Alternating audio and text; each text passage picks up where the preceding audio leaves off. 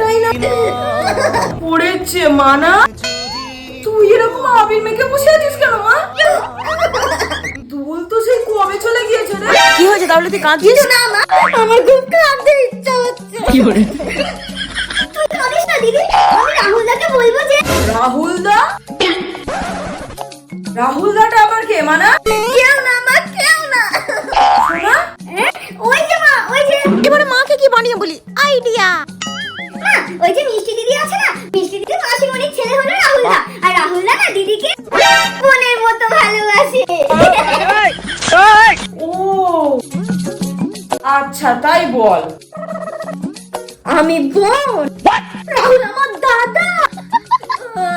কি করে?